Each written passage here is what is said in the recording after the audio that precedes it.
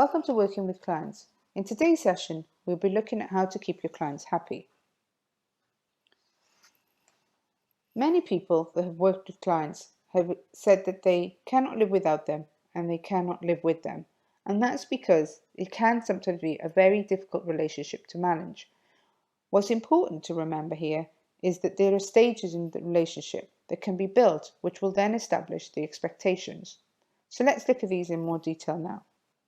Stages in relationship building. Firstly, you need to get in. That means building trust in your ability and understanding how you can add value to the client. Next is getting on, sustaining a relationship throughout the project, ensuring continued support and acceptance of your eventual recommendations. Finally, getting out, making sure the client is happy with the work and confident in your ability. Ideally, both of you should get to the end feeling that the relationship has been productive and developmental. So why should you build great relationships with your client, and how can it benefit you? Well, having a good working relationship with your client will allow your projects to flow much more smoothly. Communicating effectively is essential to the client-consultant relationship. Building a good working relationship will also allow you to be more prepared and work through any issues, for example, timescales and budget.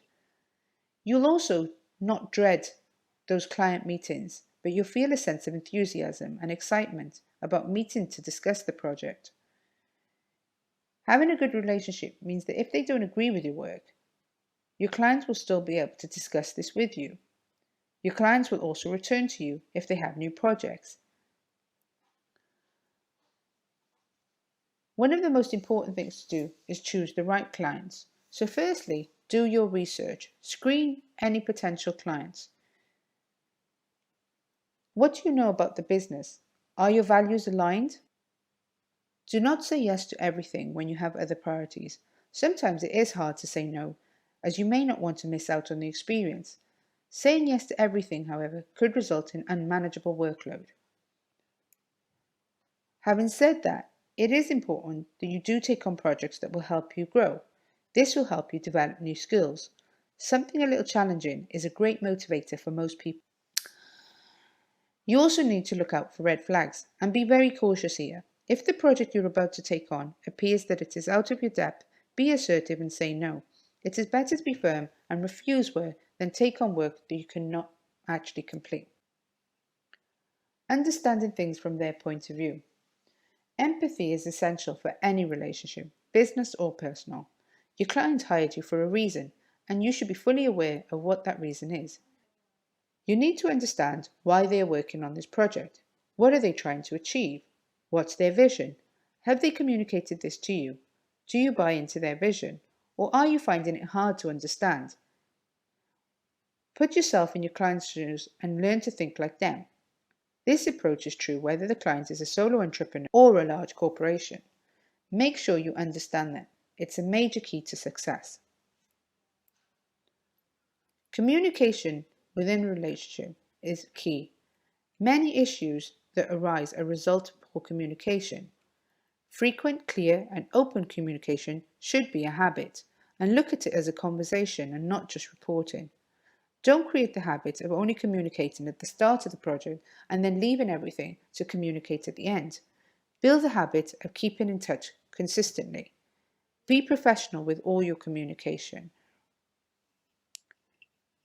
Don't use informal language and language that you might use with your peers. Set boundaries.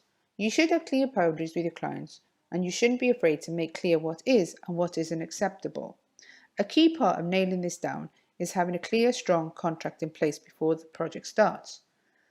Keep records of all communications, online and physical.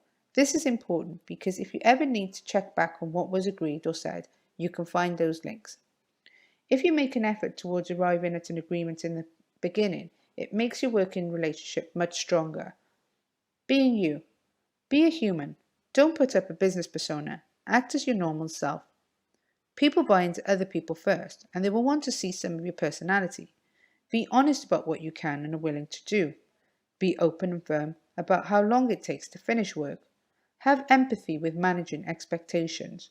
Don't mislead your clients. Don't pretend to be someone you're not. You can be ambitious and you can take risks and do challenging work, but be conscientious about it. Tom Peters quotes, "Under-promise and over-deliver." This means providing value and as well as building relationships on trust, making sure that you take any opportunity to go further and provide more value than what is expected. For example, you might want to provide the client with access to your network. Go the extra mile and this will be noted. What to do when relationships go wrong. Sometimes, no matter how good your work is, client relationships can break down. At this point, you have two options: end the client relationship in a professional manner, or reevaluate the situation and resolve the issue. Considering the latter, you need to talk it out. Your approach should be firm, and the conversation should take place face to face. There's nothing worse than approaching a vulnerable issue in an email where tone and meaning are up for interpretation.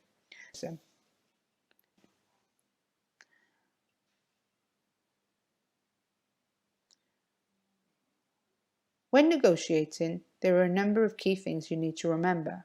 Firstly, preparation. What are the objectives? What is the plan? And how will you assess? Discuss these objectives.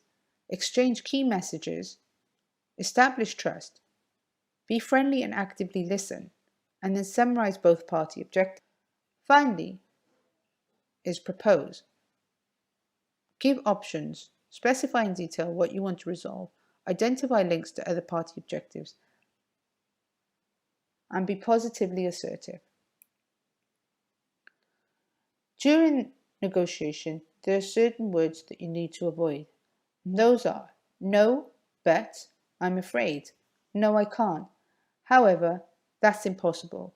To be fair, and with all due respect, I'm sure you've heard some of these before, but these can become words that create blockages or a sense of pressure in the flow of negotiation. Instead, use positive language such as perhaps, maybe we could look at. This sort of language shows the clients that you are willing to negotiate in a positive way. In order to recap, firstly, we talked about building relationship, and this is beneficial for both parties.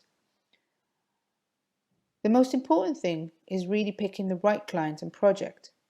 It pays to know what your client really wants to achieve and understanding them. Set the boundaries and have a contract up front, which will really save you a lot of time and stress. Be genuine and know your limits. Communicate these at all times and negotiate effectively.